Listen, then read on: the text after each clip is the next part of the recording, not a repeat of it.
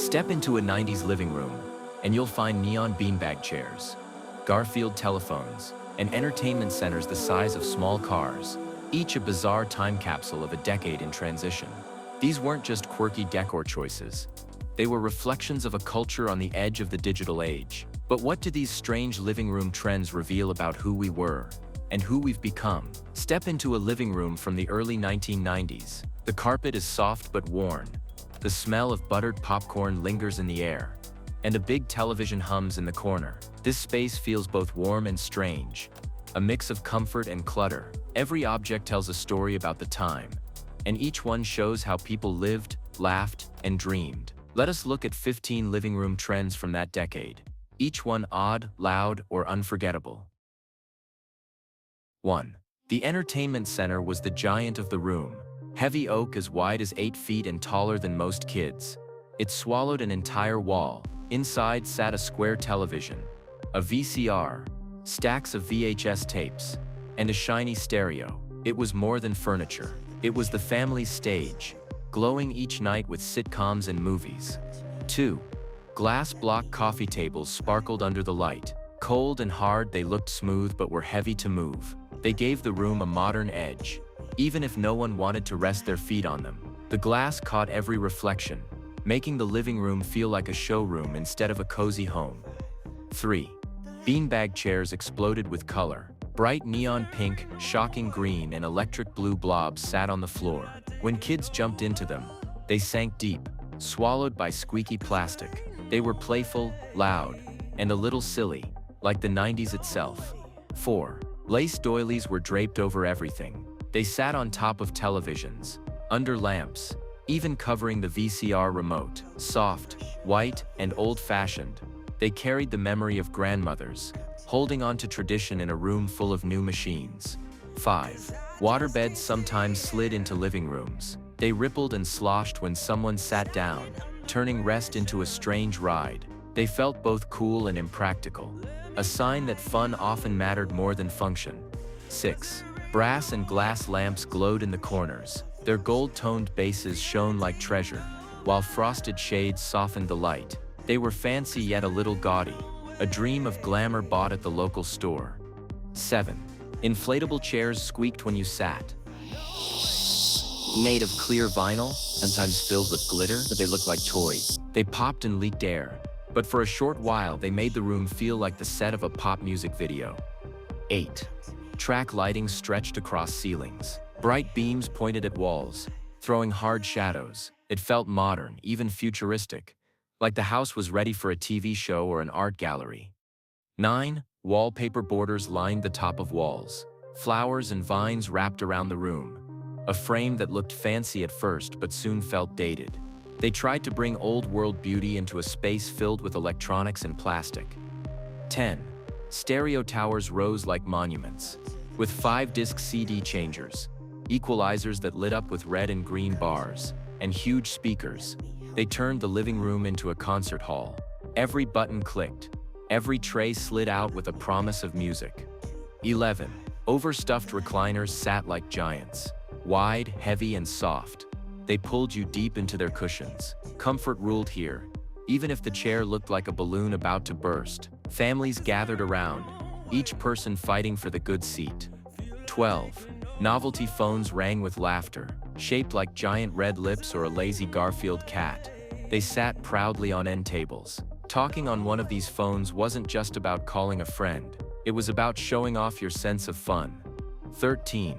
Pastel vertical blinds swayed in front of sliding doors. Long strips of plastic clicked and clacked whenever they moved. In shades of seafoam green, pale pink, or dusty blue, they gave the room a strange mix of cheer and coldness. 14. Video game consoles sprawled across the carpet. Wires stretched from television to couch. A Super Nintendo or Sega Genesis hummed, controllers resting in sweaty hands. The living room turned into a battlefield of pixels, cheers, and groans. 15. Artificial plants filled corners with fake life. Silk leaves gathered dust, their green never fading. They stood tall and perfect, a comfort in a world where everything else was changing fast. These 15 objects made the 1990s living room more than just a place to sit. They were proof of a time when style was bold, technology was growing, and families gathered together in the glow of the screen. Strange as they seem today, each one tells us something about who we were and how the world was getting ready to change. By the middle of the 1990s, American culture was not just growing, it was bursting. The world outside the living room felt louder, brighter, and more crowded than ever before. Everywhere you turned, something new demanded your attention. The smell of buttery popcorn in the movie theater, the sound of coins clinking in the arcade, the bright colors of mall stores. It was a time when culture lived all around you. Families gathered in front of the TV, kids ran through shopping malls, teenagers flipped through glossy magazines, and new machines in people's hands started to change what daily life felt like. Technology was a star of the show. Cell phones were no longer a dream. They were real, but they were heavy, shaped like bricks, with long antennas that pulled out like swords. Few kids had them, but seeing one clipped to a parent's belt or resting on the dashboard of a car felt like a glimpse into the future. Even more exciting were the video game consoles. The PlayStation arrived with shiny gray plastic and games that leaped off the screen in 3D. Nintendo 64 gave kids the chance to run across open worlds that felt endless. Controllers with 3 handles or dozens of buttons felt strange at first, but soon became natural, like extensions of the body. The click of a cartridge sliding into the slot, the hum of the startup screen, the cheers and groans of players. These sounds filled living rooms and bedrooms across the country. Entertainment was everywhere, louder than ever before. Sitcoms ruled the evenings, and people arranged their weeks around them. Friends made New York City seem like the place where laughter never stopped. Seinfeld turned the everyday into comedy gold, with lines people repeated at school the next day. The Fresh Prince of Bel-Air played with style and heart, blending jokes with lessons that stuck. It wasn't just TV shows, it was a culture of shared time. People knew that if they missed an episode, they had to wait for a rerun, and so families gathered together on the couch, popcorn in a bowl, drinks on the coffee table, the glow of the television painting their faces. Movies became events, so big they felt like storms sweeping across the country. When Jurassic Park hit theaters, kids screamed at the sight of dinosaurs that looked alive, the floor rumbling under the surround sound. Independence Day lit up the skies with alien ships, and the White House exploded in a flash of light. Titanic turned theaters into oceans of tears, with people lining up again and again to see it. Going to the movies was more than watching a story. It was a shared experience, something people talked about at school, at work, even in line at the grocery store. Music was the heartbeat. Grunge crawled out of Seattle with guitars that growled and voices full of pain. Bands like Nirvana and Pearl Jam wore flannel shirts and baggy jeans, making messy hair and worn-out sneakers a kind of style. At the same time, boy bands and pop stars filled rooms with posters and radio waves. Backstreet Boys, NSYNC, Britney Spears, they turned bedrooms into shrines.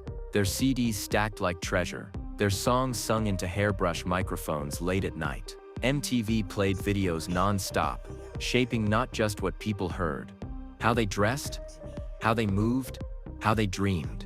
Music was no longer just sound. It was image, identity, and belonging. Youth culture thrived in the shopping mall. The air smelled of pretzels and cinnamon rolls, and the shiny floors echoed with the footsteps of teenagers. Arcades buzzed with flashing lights, the beep and crash of video games eating up quarters. Kids leaned against railings with soda cups, flipping through bags from stores like Limited 2, Gap, or Hot Topic.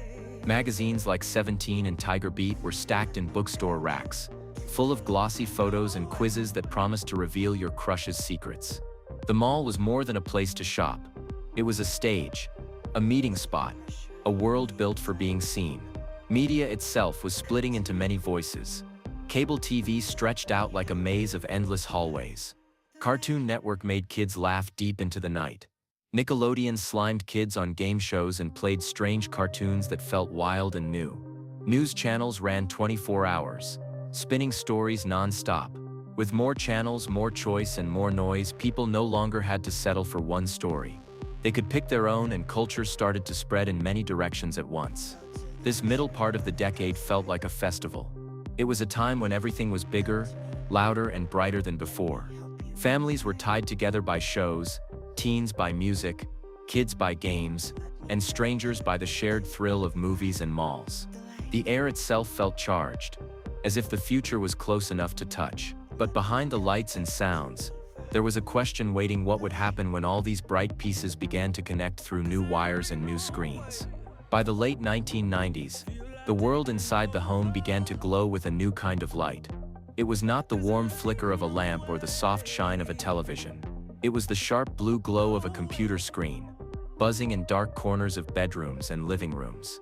Families gathered not just around the TV anymore, but around the computer desk, waiting for the sound that meant connection. A dial tone, a long pause, and then the strange shriek and hiss of a modem calling out across phone lines. This sound was the key to a new world, one that stretched far beyond the walls of the house. The internet had arrived, and even though it was slow, it felt like magic. Websites loaded one line at a time, like curtains slowly rising. GeoCities pages with bright colors and blinking text welcomed visitors into strange little neighborhoods online.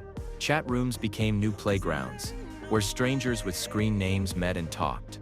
Some kids stayed up late, whispering in the dark so parents wouldn't hear, sending quick messages to friends through AOL or ICQ. Every uh-oh sound from the messenger felt like a door creaking open. Another voice joining the night. It was clunky and awkward, but it was alive, and it was changing how people spoke, laughed, and even loved. Entertainment shifted too. The heavy clunk of a VHS tape being pushed into a VCR started to fade as shiny DVDs arrived. Their silver surfaces caught the light like treasure, promising clearer pictures and extra scenes hidden in secret menus. Families gathered to watch them, amazed by how sharp the images looked. Music also broke apart from its old home. CDs were still stacked in towers, but kids began sneaking songs onto their computers. Napster appeared, like a secret shop where every song in the world seemed free. Downloading a single track could take hours, the progress bar creeping forward like a snail. Still, when the song finally played through the tinny speakers, it felt like a victory, a private concert pulled out of thin air. Video games followed the same path into something bigger. The Nintendo 64 had already brought players into 3D worlds, but now consoles like the Sega Dreamcast hinted at something even stranger. Games that could connect to the internet itself. Even without that, the games told stories that felt deeper and brighter than before. A living room was no longer just a place to watch. It became a place to explore new worlds, battle dragons or race cars at impossible speeds. Communication itself started to change shape. The giant cell phones of the early decades shrank into smaller devices that could fit in one hand. They still flipped open like little doors, but now some could send short messages made of numbers and letters. Texting was simple and awkward, but it was the start of something that would one day become normal. People who once only spoke face-to-face or over the phone now sent their words silently across invisible waves. And yet, with all this excitement, there was also worry. The year 2000 loomed like a wall no one could see beyond. People called it Y2K, a problem hiding inside the machines. They whispered that computers might fail when the calendar rolled over, that planes could fall from the sky, banks could lose money, and lights could go dark. News shows filled with countdowns and stores filled with people buying bottled water and canned beans, preparing for the worst. The clock ticked toward midnight on New Year's Eve 1999, with fear mixing into the joy. Fireworks burst in the sky, people cheered and kissed, and computers around the world kept working. The world had stepped into the new century, but not without that moment of tension, that reminder that the future was never certain. The late 1990s were a strange mix of thrill and unease. The internet opened doors to spaces no one had seen before. Music and movies broke free from the shelves they had once sat on. Games turned into stories as big as films. Phones no longer tied people to walls. Every day felt faster, brighter, and more connected. And yet, behind the laughter and discovery, there was always a shadow of worry. What would happen when everything became digital? What would it mean when the whole world was wired together? The decade ended with that question still hanging in the air, waiting for the new millennium to answer. The 1990s came to an end with fireworks, music, and the glow of computer screens that did not fail after all. The year 2000 arrived and the world did not stop. Instead, it kept moving forward faster than ever.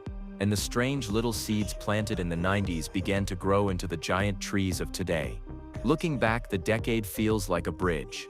On one side stood the old world, where phones were tied to walls, music came on tapes and discs, and people waited for shows to air on TV at a certain time. On the other side stood the new world, the one we live in now, filled with tiny screens, endless music, instant news, and voices traveling through the air in every direction. The 90s were the crossing point, the place where we learned to step from one age to another. Technology from that decade never left us. It only grew stronger. The computers that hummed in family rooms and bedrooms were big, slow, and heavy. But they taught us what it felt like to explore a space that was not tied to Earth. They taught us the thrill of logging in, the nervous energy of chatting with strangers, the excitement of hearing "you've got mail." With time, those lessons shaped the smartphones we now carry in our pockets. Every tap, every swipe, every quick search for an answer traces back to that first taste of the internet in the 1990s. Even streaming, which now seems natural as water flowing from a tap, began in those early years when kids waited for an MP3 to download overnight or squinted at grainy video clips that stuttered across the screen. The dream was there even if the tools were small, and the dream never faded. The living rooms of that decade left behind more than strange furniture.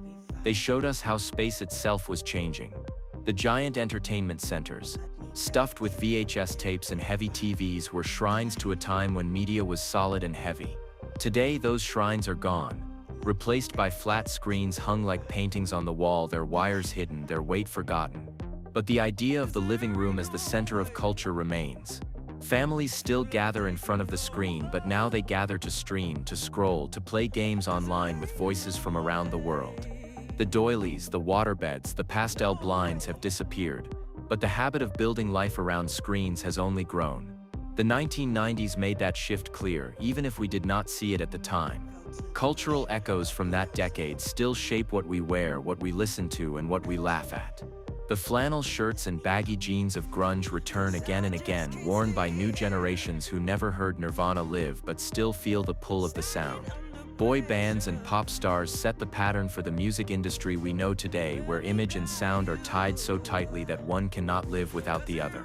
The sitcoms of that decade, shows about friends, families, and neighbors, still run on streaming platforms. Their jokes repeated by kids too young to know what life was like before cell phones. They survive because they captured something human, something funny and tender, that has not faded with time. Even malls, though many now stand empty, live on as symbols of youth, freedom, of afternoons spent wandering, laughing, and dreaming.